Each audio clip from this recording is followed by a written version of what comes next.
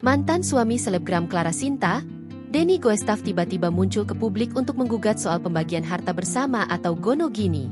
Nilai gugatan harta gonogini Denny Goestaf terhadap Clara Sinta mencapai 13 miliar rupiah. Denny mengungkap salah satu alasan utama mengajukan gugatan harta gonogini karena hubungan pemilik nama lengkap Elizabeth Clara Sinta Aritonang itu dengan anaknya yang dinilai kurang harmonis.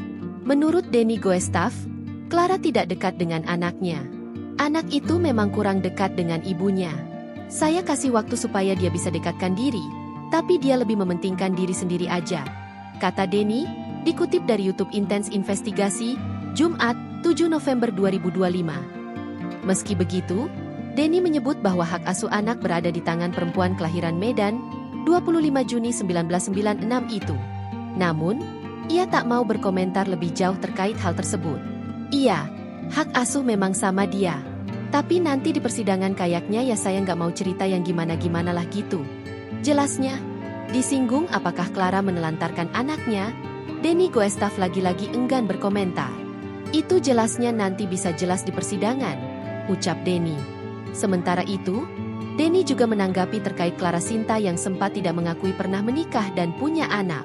Menurutnya, perempuan berdarah Batak itu malu menikah dengan dirinya karena perbedaan umur mereka yang jauh. Mungkin karena perbedaan umur kita kan jauh, ya mungkin ada malu atau gimana, ungkapnya.